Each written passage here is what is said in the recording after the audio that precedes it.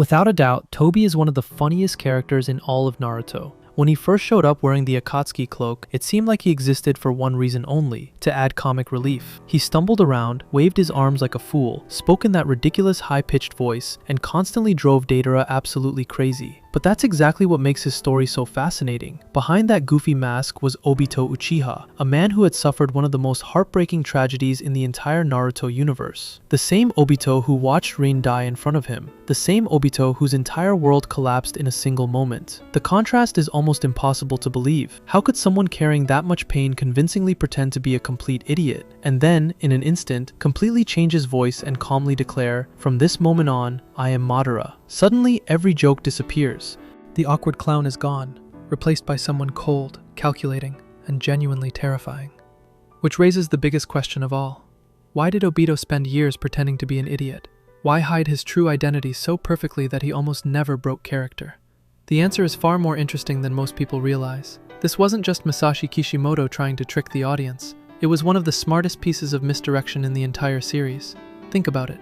Every member of the Akatsuki was introduced as a serious threat. Their very presence meant death. Then suddenly this loud, clumsy guy shows up acting like he doesn't belong there at all. As viewers, we instantly let our guard down. We assume he's just there to lighten the mood between darker story arcs, so we never seriously consider the possibility that he could be the mastermind behind the entire organization. What's even more impressive is that Kishimoto wasn't actually hiding the clues. In the manga, Obito's backstory appears before Naruto Shippuden even begins. Readers already knew about the young ninja crushed beneath the boulder, and how he gave Kakashi his Sharingan. Not long after that, Toby appears, a mysterious masked man with a hairstyle that looks strangely familiar, and a mask with a single eye hole, exactly where Obito's remaining eye would be. Looking back, the answer almost feels obvious. So why didn't most of us figure it out? Because Toby never slipped, not once. No sinister internal monologues, no moments where he accidentally dropped the act, no subtle hints when nobody else was watching. Every second he was on screen, he stayed exactly the same. Loud, annoying, clumsy, and completely harmless. And that's exactly why so many fan theories kept falling apart. But fooling the audience was only half the challenge. The real question is this: why would Obito keep acting like a complete fool around the Akatsuki themselves? These weren't ordinary shinobi. They were some of the deadliest criminals in the world. One wrong move, one suspicious moment, and someone like Kisame, Kakuzu, or even Deidara could have started asking dangerous questions.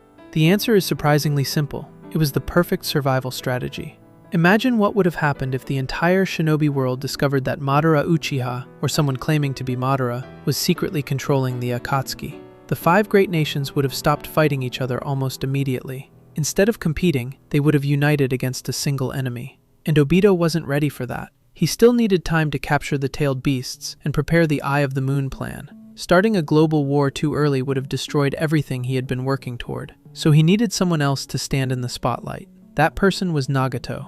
As the wielder of the Rinnegan and the man known as Pain, he was already powerful enough to erase entire villages. To the rest of the world, Pain looked like the obvious leader of the Akatsuki, and because of that, nobody bothered looking for the person pulling the strings behind the scenes. Nagato genuinely believed the Akatsuki was his own organization, a way to force peace onto the world through unimaginable suffering. In reality, he was simply the strongest piece on Obito's chessboard. From the shadows, Obito guided the entire organization toward the Eye of the Moon plan, while making sure no one noticed who was truly in control. But leading an organization like the Akatsuki from a distance wasn't enough. He needed to stay close. He needed to monitor every mission, every member, and every step toward capturing the tailed beasts. And that's where the Toby persona became absolutely brilliant. After Sasori's death, Toby joined the Akatsuki as the loud, inexperienced replacement and was paired with Deidara. He annoyed him non-stop. He acted incompetent. He looked like the weakest person in the room.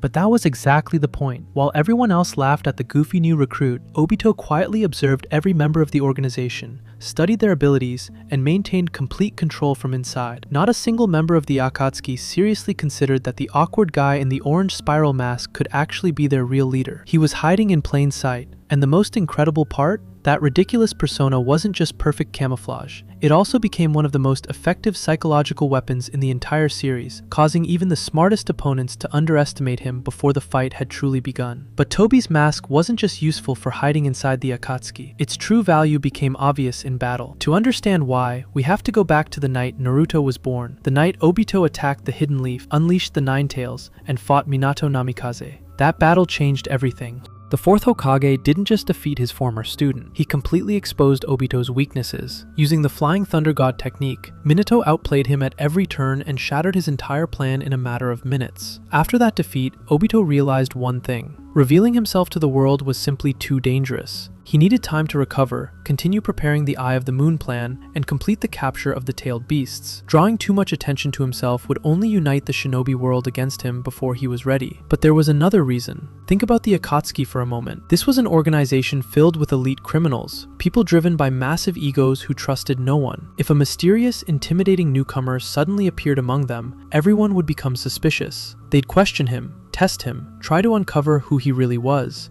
But who would ever investigate the clumsy guy who constantly apologized, spoke in a squeaky voice, tripped over his own feet, and got yelled at by Deidara every 5 minutes? Almost nobody.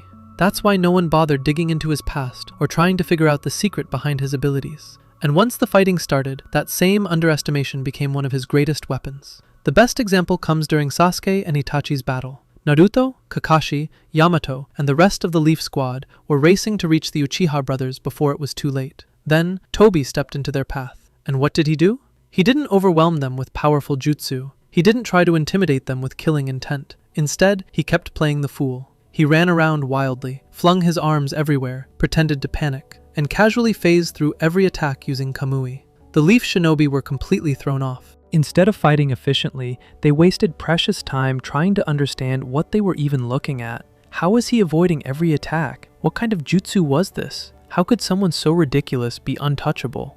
While they searched for answers, Toby quietly accomplished exactly what he wanted. He stalled them. By the time they finally got past him, it was already too late. The battle between Sasuke and Itachi had already reached the outcome Obito was counting on. That's what made Toby's goofy persona so dangerous. It wasn't a weakness, it was psychological warfare. Before the real fight even began, he'd already manipulated his opponents into making the wrong decisions. But there's still one question left. How could someone who watched Rin die, someone who completely lost faith in the world, become so convincing as a carefree idiot?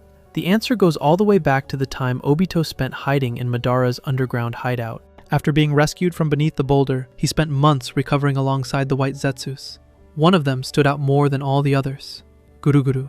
He was loud, hyperactive, constantly asking ridiculous questions, always joking at the worst possible moment. He acted like someone who had absolutely no idea how serious the world around him really was. Later, Guru even became the living armor Obito wore when he rushed out to save Rin and Kakashi. And that's the key. When Obito created the identity of Toby, he didn't invent it from scratch. He copied Guru almost perfectly. The high-pitched voice, the awkward movements, the endless chatter, the childish behavior, everything. And once you realize that, the entire character becomes much darker. Behind the mask of the energetic clown was a man who had already lost the will to live. The moment Kakashi's Chidori pierced Rin's chest, Obito's view of reality was shattered forever. From that day on, he saw the world itself as broken, a place beyond saving. Yet somehow, he spent years performing as a loud, carefree fool without ever slipping out of character. Not once. No emotional breakdowns, no accidental moments of weakness. Every joke, every exaggerated movement, every ridiculous line, it was all part of the performance.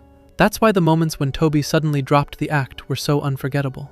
1 second he was shouting and flailing his arms around like an idiot. The next, his voice became calm, deep, cold. Everything changed. His posture, his tone, his presence, even the atmosphere around him. It felt like an entirely different person had stepped onto the screen. In an instant, the clumsy rookie disappeared, and the legendary Madara Uchiha took his place. Not only did the characters believe it, so did almost the entire audience. That's why Obito's performance remains one of the greatest character transformations in all of Naruto. He wasn't just wearing a mask, he became someone else so completely that he deceived his allies, his enemies, the entire shinobi world, and millions of viewers watching from home. But every performance has an ending. Sooner or later, every mask begins to crack. There comes a moment when Obito can no longer pretend to be Toby or continue hiding behind the legend of Madara. And that leaves one final question. Who was Obito, really? The answer is far more tragic than most people realize. Beneath every disguise wasn't an unstoppable villain or an evil mastermind. At the end of the day, he was simply a broken man desperately trying to escape his own reality. Over time, Obito clearly began to enjoy playing the role of Madara. He liked seeing fear in the eyes of the 5 Kage. He enjoyed the feeling of standing standing above everyone else, controlling the fate of the entire shinobi world. After years of feeling powerless, that kind of authority was intoxicating. But that was only the surface. Deep down, he never let go of the past. That's why the Eye of the Moon plan was never just about changing the world. For Obito, it was an escape from grief, from guilt, from the unbearable memories that began the moment Rin died. He wanted to create a reality where none of it had ever happened. A world where Rin was still alive. A world where Team Minato was never torn apart. A world where he never had to watch the person he admired most become the one who took away the person he loved. That's why the infinite Tsukuyomi wasn't simply a weapon. To Obito, it was salvation. Yes, the world it created would have been nothing more than an illusion, a beautiful dream, a lie. But to Obito, even a fake paradise was better than the reality he had long ago accepted as hell. And that's what makes his story so compelling. Obito was never driven by a hunger for power. He was driven by an inability to move on. In that sense, the Toby persona wasn't just a disguise for everyone else. It became a disguise for Obito himself. As long as Toby existed, he didn't have to face the truth about who he had become. And as long as the world believed he was Madara, no one would ever see the broken boy who once dreamed of becoming Hokage, and simply living a happy life beside Rin. That's why this reveal still holds up after all these years. Masashi Kishimoto didn't hide his villain in the shadows until the final arc. He placed him right in front of us from the very beginning. He made us laugh. He made Deidara lose his mind. He made Toby seem like the least threatening person in the entire Akatsuki. And because of that, the reveal of Toby's true identity remains one of the greatest plot twists in all of Naruto. But what do you think? Did Obito ever have a real chance to find peace in the real world? Or was he doomed from the moment Rin died? Let me know your thoughts in the comments below. If you enjoyed this breakdown, don't forget to leave a like and subscribe for more deep dives into Naruto and your favorite anime. Thanks for watching, and I'll see you in the next one.